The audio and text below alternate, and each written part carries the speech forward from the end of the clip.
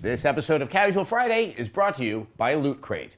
I remember when some of the kids were slinging the Guitar Hero guitars over their back like it was a guitar. What did you just say to me? I wasn't around for that. Yeah.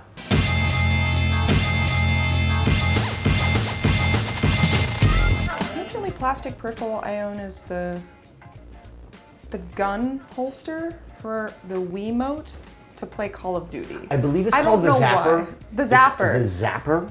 That sounds kind of cool. I always like the stupid guns. Well, speaking of plastic and getting stuff, I mean, I assume we're going to get stuff at PAX? Yeah, swag. Actually, and also, you know that PAX spelled backwards would be Zap. Zap.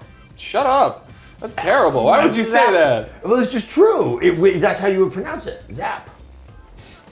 Okay, now we're even for the saying we were going to go And scout another up our interesting mind. PAX news. I mean, okay. So PAX, I think you brought this up.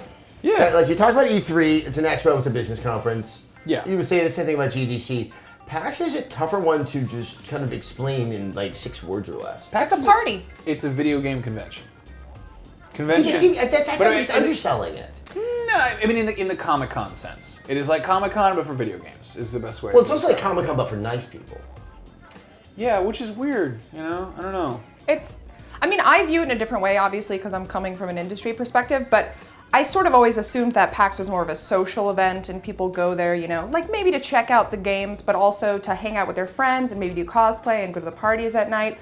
I was so surprised last year at PAX by how many people, like for instance, they had Borderlands 2 playable there for the public. People were waiting in line to play that game for 4 hours, and then they were leaving and going right back in the line to play it again. Yeah. And it made me realize, like, there are people who get a totally different experience out of this than what I would imagine. Well, because there's a sense of rarity. I mean, not to sound like Captain Privilege or anything like that. No, but we totally do. Yeah, I mean. but like the opportunity to play Borderlands 2 ahead of release is something that I actually expect. And it was like 2 weeks before release, too. That always what strikes me as weird is like, it's that you're playing a game that you're gonna own real soon, you know? And Yeah. it's stuff that you go there and they're like, want to pre-order it? Yeah. And you're like, yeah, I love you. But, I love okay, you right now, but game. I've done that. I did that with one game, even as a professional, and that was Skyrim. Like, it was like, get out of my way. I'm gonna sit down here. I'm gonna play this. And when I was playing it, I was doing it to make decisions about what I was gonna do when I actually got it, and I was gonna spend my 100+ hours. Yeah. playing it. Because you don't want to put a bunch of time That in might be and then the have to go back. closest I've gotten because I turned but into I mean- someone with drool coming out of their mouth. I mean, had you played it before that at that point? Not like from the beginning where I was really kind of having a deeper Okay. dive. Okay, because PAX was the first time I got hands on with Skyrim, and I was like, that was the best. I had the best time with that. It was so cool. It's like I set a wolf on fire, saw a butterfly, killed it, you know, saw some skeletons. I know which butterfly you're talking about. Yeah. The one at the beginning. I asked about fish. I was like, hey, how many fish are in the game? You like, I don't always know. ask about fish, That was the though. first time I ever asked about fish. Really? Yeah, because I was so excited because I saw them. They had, like, at that point, we'd only seen X amount of gameplay, and then they've got this, like, all the TVs are just showing gameplay and people playing it. And I'm like, holy shit, you can just go in the water and just pick up fish. Just pick them up. You Yeah. just grab the fish. See how easy it is to have a fanboy moment Yeah, at PAX? it was exciting. And I mean, that's the thing is, I wish that, I don't know if we're going to see this more. I think you see it sometimes at Comic-Con, but seeing exclusive builds that are getting games, there is a sense of exclusivity. Like, it's not just like, here's the game you're going to play in when it comes out in 2 weeks, but like, here's the first time we've let the public play the game, you know? And I guess a lot of the time that is what PAX is, but it's... But it almost gets you more excited for it, seeing other people get excited about it who aren't, you know, like, I mean, if they jaded were like curmudgeons. if they were like, no one's played this, like not the press, you know, no one's. You're the first people in the world to check this out. I think that would be like a huge, good faith kind of thing. Yeah. For The whole leapfrogging of the press, and once again, I mean, removing it from the equation. obviously, I mean, we, want to play it, but I mean, I don't know. I wouldn't be too butthurt if that was the case, because we can cut to the front of the line anyway. I mean, I think, okay, using the Comic-Con analogy, there's celebrities there. There's like, it's Harrison Ford, or it's a short person from a show, or something. Yes, there are, I guess, ostensible celebrities that go to PAX, people who make games, but that sense of like availability and accessibility to them seems so much more generous than you would get at a Comic-Con. I'm wondering if we could have more PAXs might we have less ornery people on message boards because they might have a better understanding of their human beings that actually make these video games? I always said PAX is my favorite thing to go to because it is the opposite of reading YouTube comments.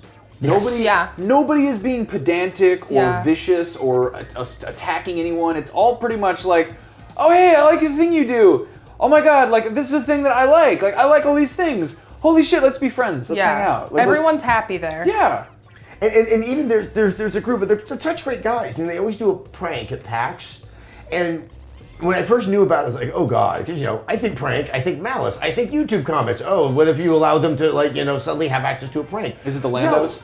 No. Yeah, like the Lando Society, which I thought was the most brilliant thing I had ever seen. I still wear my T-shirt. It's a picture of Lando Calrissian. It says "Never Forget." Oh. And it's they just all dressed up like Lando Calrissian and just marched around. Yeah, and then they did something the following year. Once again, with something that traditionally and so easily would be negative and nasty, they do it in a far more generous spirit.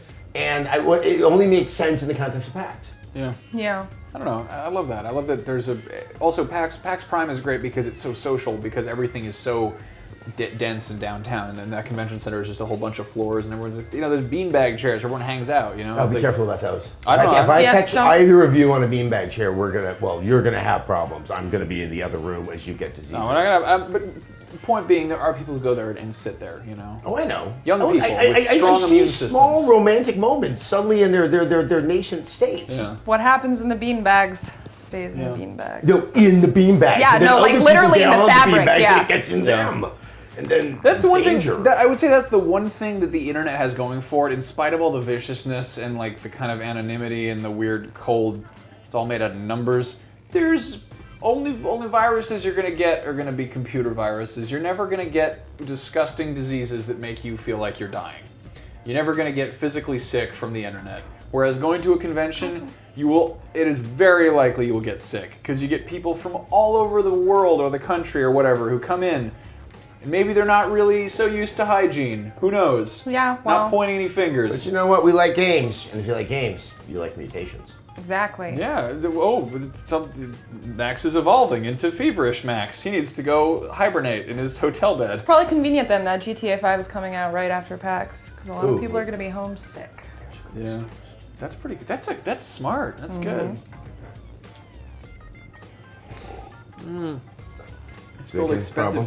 I've spilled maple syrup on my shirt.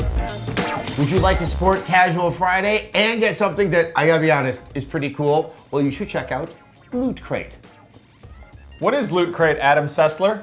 Well, Maximum Scovanian.